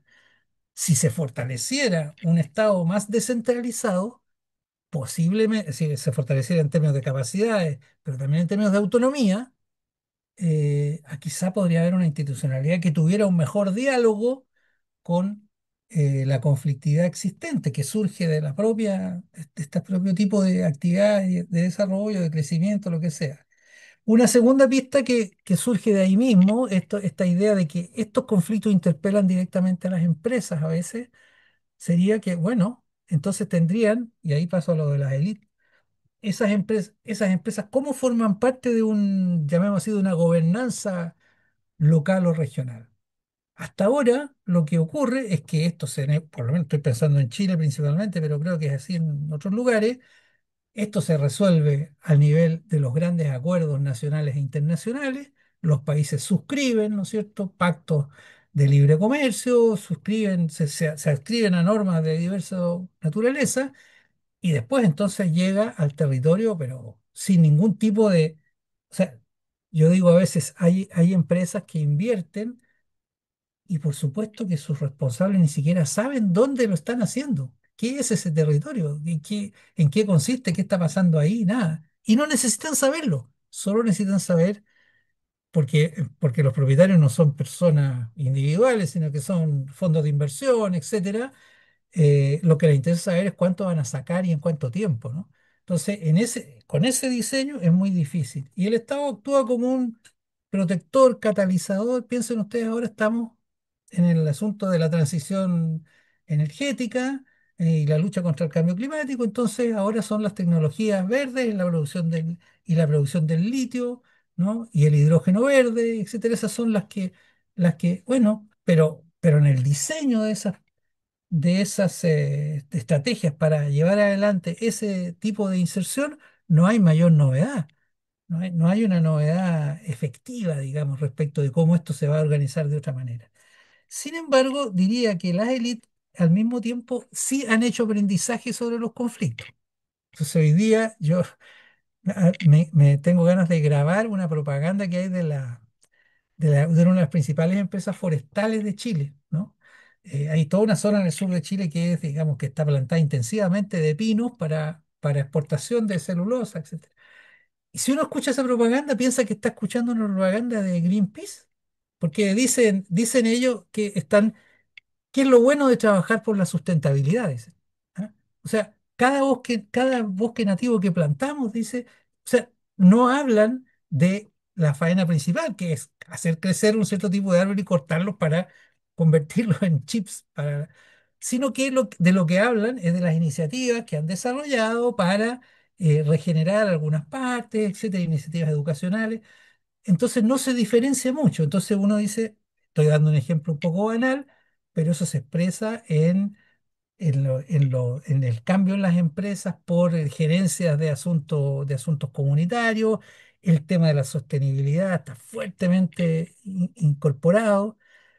¿Cuánto efecto ha tenido respecto de modificar las reglas del juego? Yo creo que poco, relativamente poco. Pero hay un intento de respuesta, hay un reconocimiento implícito de que esta conflictividad sí produce problemas. Sin embargo, claro, las poblaciones demandan hacia sus gobiernos locales, regionales, nacionales, porque no regulan adecuadamente. Al mismo tiempo, tampoco es que quieran que se detenga, no son ecologistas al 1000%, o sea, que se detengan la faena porque nos quedamos sin trabajo, que significa que hay que discutir sobre modelos de desarrollo alternativos que permitan resolver el tema del empleo también y mayor independencia, etcétera. Bueno, pero diría que hay transformación, pero no una transformación en el esquema básico de la gobernanza que está, digamos que un poco es el trasfondo de este tipo de conflictos. Hay países que le han dado más espacio, más legitimidad a los espacios de participación y a los conflictos y aplican más en serio las normas, qué sé yo, del el convenio 169 de la OIT sobre consulta previa a los pueblos indígenas, pero mayoritariamente no es que eso realmente esté defendiendo esa interesante idea. Mire, consulte primero al que está ahí hace muchos años, ¿no? Entonces, diría que es relativo. Bueno, lo urbano ya lo dije. Entonces le doy la palabra a Juquila. Pero Joaquín fue la que Perdón. habló ya, po. Hola. Hola, ¿qué tal? ¿Cómo están? Muy Ah, buenos no. días desde México. ¿Sí me escuchan?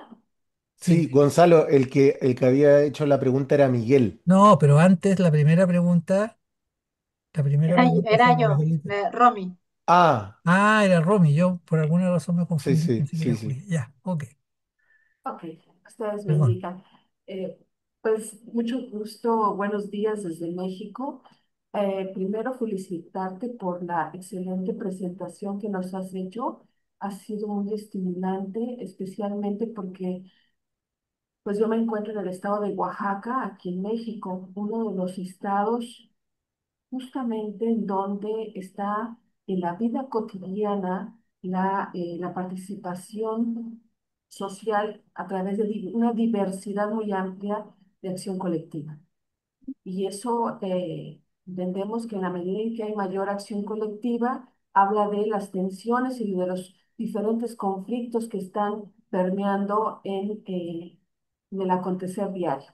En ese sentido, el caso de Oaxaca y también, por supuesto, el caso de Chiapas, que es otro de los estados que tengo hay poco de conocimiento, una primera pregunta es, ¿los pueblos indígenas, en tu experiencia empírica, han sido promotores de movimientos socioterritoriales? Y quisiera hacer la acotación en el sentido de, por socioterritoriales, aquellos que buscan la defensa del territorio, no solamente en términos físicos, sino simbólicos, culturales, de identidad, versus estos movimientos de carácter ambientalista, ¿no? De proteger el recurso natural, porque eso forma parte de la vida, etcétera. Aquí estamos hablando de cómo la relación entre los indígenas y el territorio es una relación distinta con respecto, por ejemplo, de zonas semiurbanas o urbanas. Esa sería una primera pregunta, no sé, insisto, para estimular justamente el análisis que tú nos has hecho con estas categorías. Y la otra pregunta que tengo tiene que ver propiamente con el movimiento social zapatista. eh, en 1994 en México hay un levantamiento armado en el estado de Chiapas. Actualmente sigue vigente.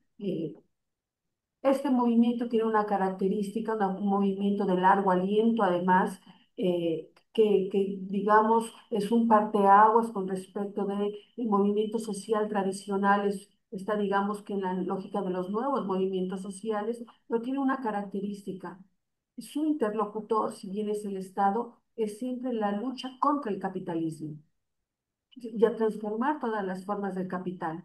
En ese sentido, desde tu perspectiva, ¿cómo tus aportaciones, el laboratorio que has hecho para identificar conflictos, cómo ubicamos este tipo de movimientos que no tienen la característica de ser contestatarios o generar contención, siempre con su interlocutor directo, que es el Estado, sino más allá del Estado? No sé, espero no haber sido clara. Y nuevamente muchísimas felicidades y excelente por este seminario. Es de verdad un placer escucharles. Muy agradecida. Saludos desde Oaxaca, Juquila, con mucho gusto. Fantástico, Juquila, muchas gracias. Juan Miguel, eh, te- es que colectamos dos preguntas y después responde Gonzalo y así tienes que conectar el micrófono, eso sí, porque todavía no logramos leer la mente. Oh, yo creo que tú sí. Me he dado cuenta varias veces. Bueno, eh, muchas gracias, Gonzalo. Un gran agradecimiento. Y mira, yo en realidad más que una pregunta voy a decir lo que esto me evoca y de ahí tal vez se deslice una pregunta. Lo que me parece interesante que hayas partido con esta tesis dura de que el conflicto, bueno, como incongruencia de expectativas es siempre una oportunidad. O sea, y creo que el tema va, y sobre eso sí te quiero preguntar cómo tú has visualizado, registrado oportunidades de aprendizaje, es decir, lo que se ve como problema o conflicto irresoluble, de pronto va gestando un aprendizaje que puede ser un aprendizaje para la academia pero también para la sociedad. Ese es, diría, el moto o el leitmotiv de lo que te voy a plantear. Em, Mira, no pude dejar de recordarme, porque yo no me dedico a la investigación empírica, desgraciadamente, o muy poco, em, de cuando se discutía esto en los años, bueno, 60, 70, 80, estoy hablando de la discusión sobre todo francesa y después alemana, y recordé una frase de Luhmann respecto a los movimientos sociales, y dijo, bueno, el problema de los movimientos sociales es que se mueven mucho, y va a ser muy difícil una institucionalización en los canales clásicos que nosotros conocemos. Su maestro Shelsky había planteado el tema de la necesidad de la institucionalización de la reflexión y con la nivelación de las clases sociales, que era la tesis de los años 60, que la clase obrera ya se fue como sujeto. Entonces, eh, los aprendizajes institucionales iban a ser muy difíciles, pero Luhmann era muy escéptico. Decía, mira, por más institucionalización, el próximo conflicto está a la vuelta de la esquina y la sociología debiese acostumbrarse a eso. Entonces, cuando te escucho, me acordé mucho, parafraseando otros autores, como me acordé mucho de François Dubé y de Viviorca, cuando dicen, mire, con la heterogeneidad de las estructuras sociales, hay que abandonar esta idea de la construcción de un sujeto en la cual nosotros por edad y por generación socializante en nuestra profesión nos criamos, el sujeto histórico, el sujeto único. Entonces, estas pluralidades, yo lo considero un punto muy importante en lo que tú has ido planteando, porque en realidad divergencia y de pronto convergencia, y, y la pregunta va sobre todo, o sea, una especie de subpregunta, el aprendizaje en el mismo territorio, es decir, así como hubo un momento que el tema del aprendizaje era en la subjetividad misma, en el cuerpo, de pronto aparece el lugar, algo bastante abandonado. Incluso hoy día hay relecturas sobre Heidegger que lo ven casi como un promotor de la filosofía de la naturaleza o de la ecología, al decir, mira, preocupémonos del lugar, de lo que está ahí, de cómo estamos situados. Eso. Y lo último, y esto es un comentario, o sea, para mí el dilema central no es cuánto puede rendir el Estado, sino que cuánto puede rendir la democracia.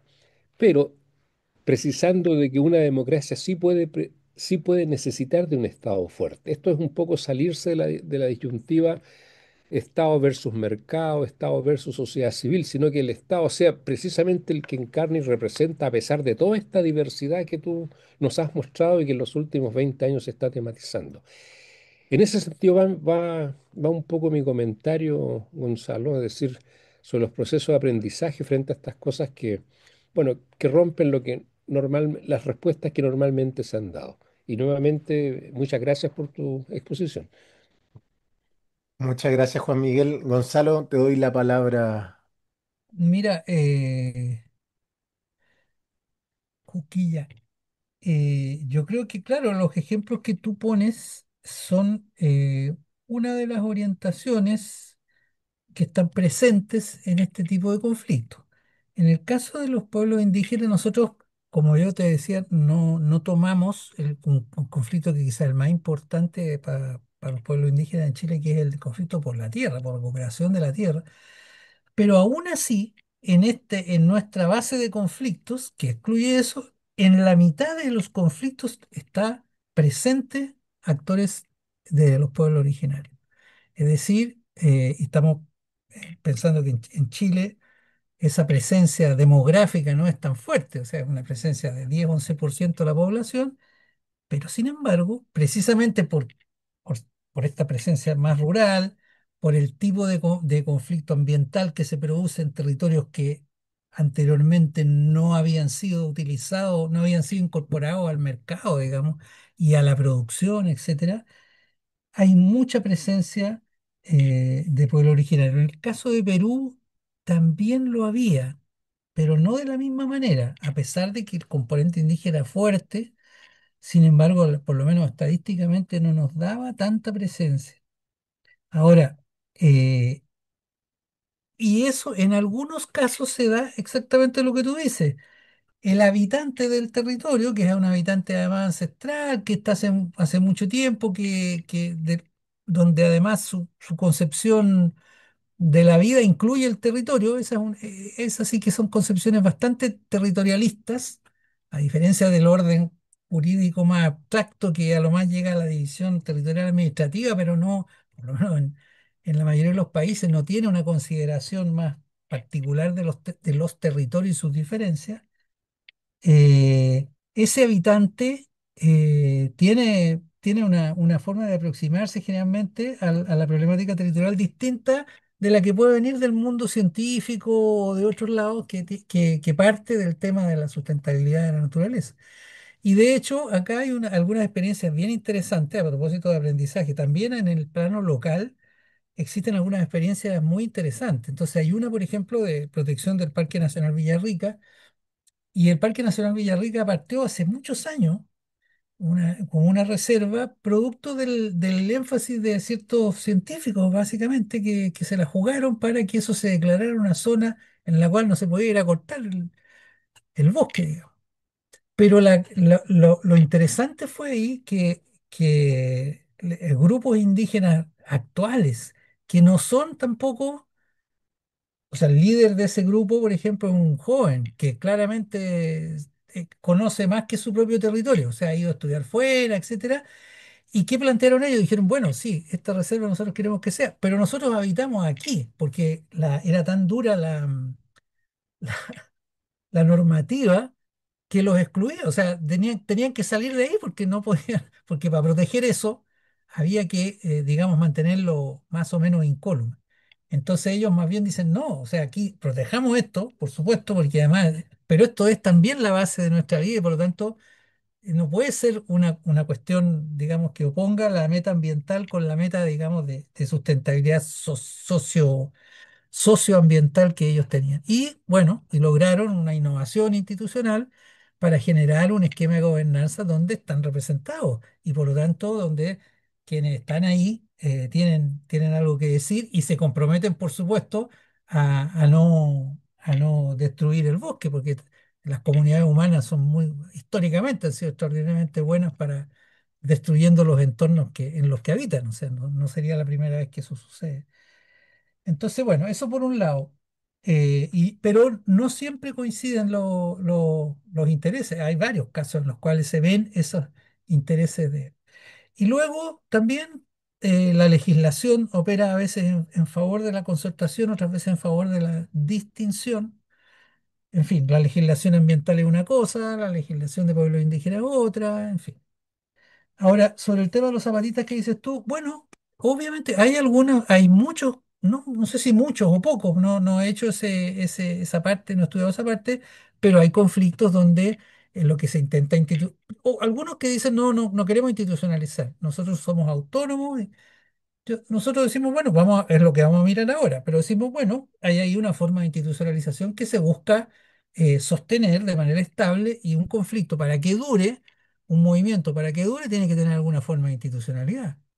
Si es por fuera del Estado, bueno, es por fuera del Estado y habría que analizar, y ahí pasamos a la pregunta de Miguel Chávez, o sea, analizar, digamos, hasta qué punto, cómo son las formas de relación entre estas comunidades. Acá también en Chile hay comunidades que se autodenominan autónomas. Eso no significa que no tengan institucionalidad. Otros movimientos, en cambio, dicen, no, nosotros no queremos tener representantes, no queremos legalizarnos en el Estado. Normalmente esos no duran mucho. O sea, o sea, tienen una cierta efervescencia en algún momento, pero tienen dificultades para sostener un esfuerzo. Entonces, habría que analizarlo eso en su propio mérito, pero desde ya pensando que el zapatismo sigue presente en algunas comunidades en Chiapas y lleva 30 años en eso, bueno, está claro que alguna forma de institucionalidad tiene, no hay ninguna duda. Ahora, como eso está alejado del Estado y enfrentado con el Estado, bueno, puede que esas coyunturas se vuelvan complejas en un determinado momento, en fin, eso depende de otros factores de contexto. Ahora yo pienso que en general, digamos, la contradicción está bien planteada, Juan Miguel, en el sentido de que, claro, la sociedad se diversifica cada vez más y en la medida en que nos socializamos con este aparatito, digamos, en donde cada uno tenemos nuestro propio registro de nuestras propias redes y nuestras propias cámaras de eco, ¿no es cierto? Y hablamos con los que piensan como nosotros y etcétera. Bueno, y la oferta es infinita, ¿no? Entonces, claro, esa idea, ya no solo de sujetos, sino que de orden, el mismo orden, empieza a debilitarse y entonces aparecen estas ideas como la llamada actual el libertario, o sea, en donde tendríamos que dar paso a esta diversidad y fundamentalmente a la diversidad del mercado, porque eso es y cada quien ve cómo se la arregla, ¿no? Y la oferta se multiplica y yo no me puedo meter contigo porque tú eres otra persona distinta, un individuo diferente y que quiere sus propias cosas, no se puede invadir. Yo creo que eso es una utopía negativa, llamémoslo así, que no tiene destino alguno. O sea, el problema es que, claro, en la sociedad actual, la diversidad es mayor, la comunicación es mayor, es menos las experiencias socializantes de grandes grupos son menores. Yo digo en el caso de Chile, pero en otras partes también, el movimiento estudiantil, el último movimiento social al estilo antiguo, porque el movimiento estudiantil se trata de gente que están todos en la misma condición, que se juntan todos los días, digamos, en el mismo lugar, viven experiencias comunes, se socializan, etcétera, están geográficamente situados en un lugar determinado, entonces van y luego acuerdan un movimiento y se toman el recinto, ¿no es cierto? Bueno, o sea, esas condiciones casi ya no existen en la mayor parte de las actividades sociales que tenemos que desarrollar. Y con la educación virtual que nosotros mismos estamos practicando aquí, también eso va a irse debilitando. O sea, mis colegas, aquí yo converso, yo estoy en este momento en Francia, En el Instituto de Estudios Latinoamericanos donde estoy, está en un gran edificio donde todavía la gente tiene oficinas, tiene sus oficinas cada uno. ¿Por qué? Porque se cambiaron hace 10 años. ¿Ah? Si hubieran hecho ese edificio ahora, estarían en el régimen de otros lugares donde los profesores no tienen su oficina. ¿Ah? Tú tienes tu oficina ahí con tus libros, yo lo estoy viendo, pero eso ya no es así. O sea, ¿no? Tienes que pedir un lugar nomás y vas los días que vas a ir y el resto trabajas en tu casa. O sea, bueno, entonces, ¿a qué voy? El fenómeno está instalado y por lo tanto nos desafía completamente a la generación siglo XX que nosotros representamos, porque no pensábamos en esas categorías. Pero no creo, no veo ninguna posibilidad de que el papel del Estado como regulador, como a lo mejor de una manera impositiva, bueno, impositiva como siempre ha sido además, pueda ser sustituido tan fácilmente. ¿Ah? Es decir, esa función, ahora que se pueda construir de una manera más democrática, claro, ahí sí que estaríamos en entrar algo interesante, construir una gobernanza que acoja esa diversidad y que permita a partir de la diversidad pasar a alguna reflexión sobre lo público, alguna visión pública y por lo tanto compartida. Y ahí me paso a tu última pregunta, que es muy interesante, que es sobre los aprendizajes. Yo diría que sí, o sea, hay aprendizajes tan básicos como decir, hay varios casos en los cuales si no hubiese existido el conflicto, es decir, no es que hay un, a ver, no es que hay un problema y después un conflicto, es que primero surgió el conflicto y ahí recién apareció el problema. ¿Ah? O sea, ahí recién se dijo, oye, pero en realidad esto no puede ser, aquí se están muriendo los niños, ¿ah? Porque hay un problema de contaminación. Antes de eso la contaminación estaba, ¿ah? El dolor estaba, llamámoslo así en esos términos, pero fue el conflicto el que hizo que, y cuando el conflicto sube un poquito de tono, entonces además resulta que las autoridades se movilizan y dicen, oye, ¿qué podemos hacer? ¿Ah? Y bueno, y ahí viene, ¿no es cierto? Entonces, una cosa como esa, por otro lado, yo creo que también se ha aprendido, menos quizás, pero a manejar la pluralidad. O sea, nosotros en Chile estábamos acostumbrados, yo digo siempre en mis clases, bueno, nosotros sabemos más o menos cómo pelear por una causa común. ¿Ah? O sea, cuando todos somos iguales y nos falta la casa, existe un movimiento de hace 70 años, digamos, de ocupación de terrenos, de pelea con la autoridad, o sea, y eso hemos aprendido, pero no sabemos de la misma manera manejarnos en estas coaliciones diversas. ¿Ah? No estamos tan acostumbrados a eso, a saber cómo procesamos las diferencias. Y ahí sí, yo digo, sí se ha aprendido, porque hay algunos, les contesto del Parque Villarrica y hay otras experiencias locales, pero no lo tenemos en el nivel de la institucionalidad, por ejemplo, local. Yo pienso que ahí podría haber hay un espacio bien interesante, ¿ah? De una institucionalidad local que se diversifique un poco. O sea, tiene que tener un margen de flexibilidad mayor, una consideración territorial de las políticas públicas, ¿ah? Unas políticas públicas más pertinentes territorialmente. Es más difícil, claro que es más difícil, porque es más fácil establecer la norma única, ¿no? Pero lo que pasa es que la norma única tiende a chocar con esta diversidad que además es reivindicada con orgullo y con pasión por los sujetos, porque consideran de que tienen derechos, por tal lenguaje los derechos entre medio, a que tienen derecho a vivir de su manera. Entonces, eh, pienso que en los territorios, la consideración del lugar a mí me parece también, es como encuentro que es algo que es un aprendizaje neto para la ciencia social. Sin embargo, bueno, y hay mucha experimentación, ¿no? Desde las comunidades zapatistas que mencionó Uquilla hasta muchas otras, ¿no? Semiautónomas, incluso los más autónomos están en permanente relación con el Estado de otras maneras, ¿ah? O sea, los estados también buscan maneras de. Si lo mira uno en las categorías como más clásicas, bueno, no, el Estado me está tratando de cooptar, y yo quiero mantener autonomía, y por otro lado, no, es que algo quiero obtener, el reformismo versus. Sí, uno puede decir, pero esa es una primera discusión, una primera conversación. Después viene, miremos la práctica, miremos lo que estamos haciendo, hasta dónde llega en Chile, por ejemplo, un lugar donde el Estado tiene mucha intervención sobre los territorios de distinto tipo, mucha, muy negativa también, pero en fin, o sea, creo que ahí tenemos que flexibilizar un poco la mirada para pensar en formas institucionales que también tengan la capacidad de responder un poco mejor a a la diversidad actual. Esa Muchas sería la gracias, respuesta. Gonzalo, por la respuesta.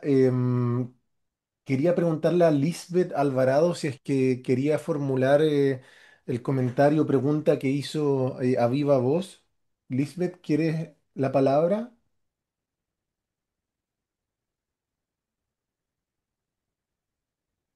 Bueno, si no, voy a leerla y después yo también tengo un comentario o pregunta. Eh, Aquí lo de Lisbeth decía, buenos días, muy valiosas sus aportaciones e investigaciones, doctor Gonzalo, al distinguir teóricamente entre conflictos, protestas, movimientos sociales. En ese sentido, si puede profundizar a qué le llama acción contenciosa y si dentro de sus resultados empíricos de sus estudios ha logrado percibir diferencias entre los conflictos socioterritoriales entre las zonas urbanas y rurales en su país. Gracias. Y si nadie más pide la palabra, voy a tomármela yo. Gonzalo, muchas gracias nuevamente por la conferencia que fue fantástica. Tengo un par de preguntas, una concreta y un par más como más de reflexión que me gustaría saber cómo lo ves tú.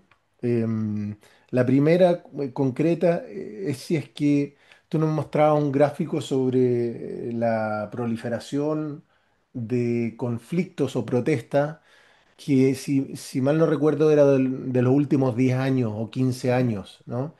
La primera pregunta muy concreta es si es que existen investigaciones análogas o equivalentes a largo aliento, a 50 años, a 100 años, y si es que existen y has tenido acceso a ella o a propósito de la base de datos que han ido generando ustedes, si es que fuese posible vislumbrar algún tipo de tendencia al respecto, es decir, pero tendencia, digamos, de pie firme, ¿no? Es decir, que no sea como, no sean efímeras, sino que uno vea una tendencia ya de largo aliento, ya sea a mayor o a menor. ¿Sí? Esa sería como la primera pregunta más concreta. Y la segunda es, es como quería llevarte a pensar el problema del conflicto propiamente tal, más allá o más acá del ámbito territorial. Y sobre todo a una parte que dijiste ahora respondiendo, si mal no recuerdo, el comentario de Juan Miguel, esto que decía, ¿no? Como el conflicto a veces genera el problema y no al revés, ¿no? Están los detonantes objetivos, pero si bien están los detonantes objetivos, eso no quiere decir que exista desde ya, ¿no? Una movilización, una protesta o un conflicto como tal. Y al respecto, la pregunta que tenía era por la diferencia entre los presuntos detonantes objetivos, ¿no? Digamos un grado de contaminación A, un grado de explotación A, ¿no? Un grado de erosión A, como se le llame, ¿no? Y el paso B, que sería la toma de conciencia de la población, ¿no? Y uno sé, quizás, ¿no? Si es posible pensarlo así, posterior a ese toma de conciencia, la posterior movilización, el acto de protesta, la acción contenciosa, ¿no? ¿Es posible o tienen pensado o consideran dentro de este marco de análisis los procesos de toma de conciencia, de concientización, digamos, ¿no? Porque nosotros, no sé, para poner un ejemplo banal, ¿no? Los grados de desigualdad no cambiaron necesariamente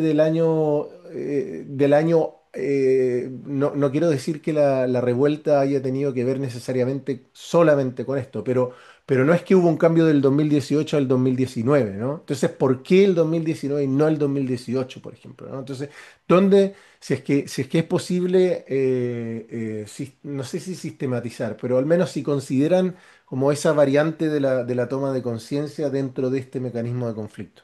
Y lo último es si es que, respecto, que también se liga con lo último que comentaba, es si es que habrá algún tipo de correlación entre el grado de conflictividad el grado de violencia, perdón, de violencia de un conflicto y la posibilidad de que las demandas que moviliza ese conflicto tengan un posterior correlato institucional, un correlato de cambio.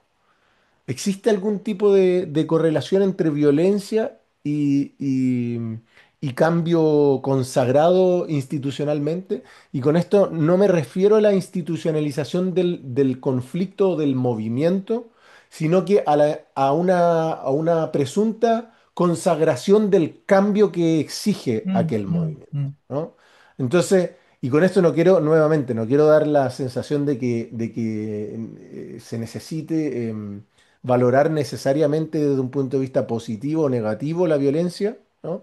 Pero ¿qué comentario harías al respecto ya mirándolo procedimentalmente en este proceso o movimiento como tal de conflictividad? Eso, espero que se entienda un poco para Súper. dónde voy. Gracias, Gonzalo, de Sí, nuevo. se entiende, pero tenéis que invitar a otra gente que sabe de por qué surgen los conflictos. Yo estudio principalmente qué consecuencias tienen cuando existen. Pero bueno, voy a tratar de decir algo quizá Especula con nosotros. o quizá más empírico. O sea, lo primero es que se preguntaba sobre acción contenciosa, o sea, es para distinguir la acción contenciosa, para distinguirla de la acción regular, institucional, digamos que yo hago una petición, en fin, le mando una carta a la autoridad y después no me responde, se le mando otra y le pido una audiencia y, en fin, expongo mi problema, incluso llego a lo mejor a un medio local que me cure el problema que estoy viviendo. Acción contenciosa es, bueno, salgo a la calle, interrumpo de algún modo, interrumpo su atención, pido disculpas por interrumpirlo y les coloco mi problema adelante. Ustedes iban tan tranquilos y ahora, entonces eso es una manifestación en la calle, puede ser la mayor parte de las veces pacífica, pero puede tener formas de violencia o disruptiva en el sentido de una barricada que interrumpe efectivamente el tránsito, etcétera. Entonces, a nosotros nos parece importante eso solamente para decir, estamos viendo un tipo de acción que sale un poco de lo normal, de lo normal regulado. Eso es todo. No tiene más que. Ahora, eh, sobre si hay miradas de largo plazo, no, pues no hay. Si esa es la cosa, o sea, no hay con sustento empírico. Yo me acuerdo que hay un libro, creo que es de Tilly, no sé si uno de los Tilly o Tarrant Tilly, parece que era que es sobre los conflictos en Inglaterra y qué sé yo, y que cubre de 1700 no sé cuánto hasta el año 2000, o sea, tiene como una base de datos muy diferente a las que nosotros contamos. El COES después de empezaron como el 2008 y después han ido como yendo hacia atrás también. Han tratado de cubrir un poco más hacia atrás. No, empezaron después del 2008, creo.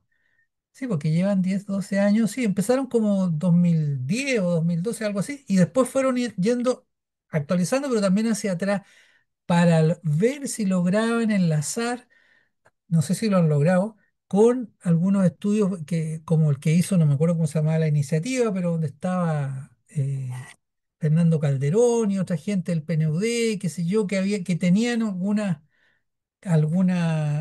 publicaciones viendo el conflicto en América Latina, pero ellos lo cubrían con las fuentes nacionales, los diarios nacionales. Una gran innovación del COES fue ir a la prensa regional también, porque obviamente los diarios nacionales los medios nacionales cubren las cosas que ya tienen impacto nacional, entonces había un problema de limitación. Bueno, pero a lo que quiero decir, no contamos con eso. Lo que sí podemos decir es de que esta conflictividad que estudiamos no parece ser algo coyuntural. Es decir, por lo menos desde el 2008 hasta ahora estamos actualizando el 2024, subsiste.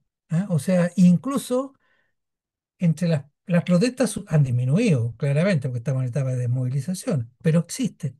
Y lo que existe, y este es un dato en desarrollo, porque todavía no lo tengo bien sistematizado, aparentemente son más o menos los conflictos y los movimientos que ya existían de antes. Entonces, estaríamos ante una franja que no es solo la presión extractivista del boom de los commodities, digamos, en un periodo determinado, que se terminó hace rato, sino que entonces uno diría, esto existe. Ahora, de ahí decir si va para arriba o va para abajo y si es de largo plazo la tendencia, yo sinceramente no podría decir. Ahora, eh, estaba pensando en esto que decías tú, tú sí te hiciste una pregunta sobre violencia y si eso tiene más o menos consecuencia en el impacto. Lo que pasa en el caso, yo no creo que sea ese el elemento clave, pero la primera limitación es que la mayor parte de los conflictos sociales en Chile no son violentos. O sea, hoy día hay una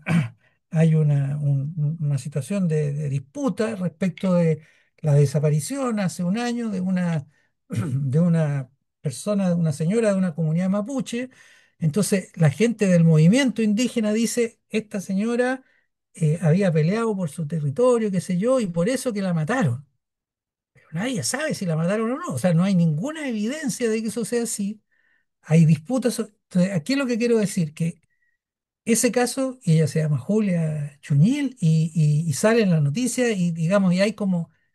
Entonces, eso te está mostrando que la consecuencia ahí de una represión, una eventual represión violenta sobre una persona, no es una práctica común. A lo mejor sí fue así, y ha habido 2 o 3 casos o 10 casos, pero es como, son casos específicos, ¿no? Tuvo el caso de una activista, Macarena Valdés, hace unos años, lo mismo, una activista ambiental. Entonces, ha habido un par de casos de suicidios en que también las personas dicen, los grupos dicen, no, esto se dice que fue suicidio, pero te quiero decir, ahí se muestra cómo una conducta así como de represión y violencia, en este caso hacia los activistas, no es algo que es normalizado. Siempre se dice que las cifras muestran que América Latina es el continente donde más es más peligroso ser activista ambiental. Pero eso está centrado en Guatemala y en México. O sea, es ahí donde son las cifras duras, digamos. No quiere decir que en otras partes no hayan. De hecho, en el caso de Perú, una de las características que serían distintas es que tanto el repertorio de acciones como la respuesta estatal tendían a ser mucho más violentas. O sea, ellos en Perú existe la Defensoría del Pueblo que hace estadística todos los meses, entrega un informe sobre conflictos. Y en ese informe coloca los conflictos y una de las categorías es cuántos muertos. Entonces, nosotros, en nuestra base de datos no aparece cuántos muertos. O sea, porque los muertos o sea, existen algunos, pero son contados con ¿no? Entonces, bueno, eso respecto de la violencia represiva. Sobre la violencia como táctica utilizada, lo mismo, son conflictos de muy baja incidencia. En el caso del estallido, en ese momento, claro, hubo mayor uso de ese tipo de táctica disruptiva, pero no es la costumbre, no es lo que se usa. Eh, y en el caso del estallido pasó lo siguiente. Hubo una primera, digamos, esto se detona a propósito Yo creo que la conciencia, no sé si hay una linealidad entre el problema, la conciencia y la acción. ¿Ah? Se me ocurre que más bien no. ¿Ah? El caso esto partió con unos estudiantes secundarios que se saltaban los torniquetes del metro para no pagar el pasaje. Y hicieron de eso primero un juego. ¿Ah? Y hay algunos testimonios que dicen, es que eso para nosotros era un juego, se metían de a grupos grandes, muy propio del estudiante secundario, o sea, ¿no? Y saltaban esto, etcétera. Bueno, eso de algún modo se politizó, tuvo impacto, y el segundo momento fue un momento de violencia. Se quemaron estaciones del metro, varias. Se quemó un edificio, hubo saqueos, o sea, y después hubo la movilización masiva. Creo, no sé si por primera vez, porque no podría decirlo, pero de que yo recuerde, esa secuencia normalmente no se produce de esa manera, en Chile por lo menos. Es decir, la acción violenta o disruptiva dura normalmente se produce, pero es minoritaria y no produce un efecto movilizador, sino al contrario. Hay muchos sectores que se repliegan cuando eso pasa. Bueno, porque no creen en eso, porque no tienen las condiciones para arrancar lo suficientemente rápido, etcétera, por muchas razones. En ese caso fue distinto. Y se ha observado, digamos, los analistas lo han observado, los que no reducen el estallido social a una explosión delincuencial dicen, bueno, que ojo que hubo una legitimación en ese momento de esa táctica, o sea, se aceptó eso como, y posteriormente hubo una movilización muy masiva de gente que jamás iba a adoptar ese tipo de táctica. Los efectos, claro que fueron fuertes, pero no fue tanto, o no fue solo por la violencia, porque también fue por la masividad, por la duración y porque la represión no, no, digamos, las Fuerzas Armadas no estuvieron dispuestas a ocupar el papel represivo que han ocupado a lo largo de la historia para reprimir así de manera definitiva, o sea, a balazos, los motines. Si esa es la historia de Chile, ha sido así. O sea, han habido explosiones populares, las Fuerzas Armadas han salido, han diezmado a una cantidad importante y el movimiento se ha detenido. Acá hubo represión, sin duda que la hubo, pero no, y explícitamente no, las fuerzas armadas dijeron, nosotros no vamos a ir ahí. Y eso tiene razones políticas. ¿Por qué no lo hicieron? ¿Por qué no lo están dispuestos a hacer? Entonces el movimiento duró y finalmente se terminó por la pandemia, más que nada. Bueno, entonces, pero ¿qué es lo que voy? No creo, no tengo la evidencia suficiente. En el caso peruano, la violencia sí aparece mucho más incorporada en la táctica y en la acción del Estado, pero no necesariamente asociada a un diferencial de efecto, porque hay parte de la violencia que es por la disputa de recursos. O sea, yo te la pongo difícil a la minera para que tú me des un pedazo más grande, básicamente. No es una consecuencia política, es una consecuencia no, de repartición de los recursos en el territorio. Y en otros casos sí, ¿no? En fin. Y sobre los detonantes, bueno, no sé, como te digo, yo creo que no hubo una diferencia especial entre 2018 y 2019, no fue una crisis económica, hay veces que es así, se produce una gran hambruna y bueno, ahí, pero otras veces no, esa fue una crisis política. Entre medio que hubo corrupción de las instituciones, o sea, denuncias de corrupción, visibilización de la corrupción, hubo fracaso de las respuestas estatales, la presidenta Bachelet trató de hacer un cambio constitucional, pero no obtuvo consenso de la élite para hacerlo. Entonces los problemas quedaron sin respuesta. Estábamos en el punto en que, en fin, o sea, creo que hay un conjunto más amplio y no, por lo menos yo no tengo, pero tampoco estudio específicamente eso, ¿eh? Ojo, yo creo que estudio más bien las consecuencias. Perfecto. Muchísimas gracias, Gonzalo.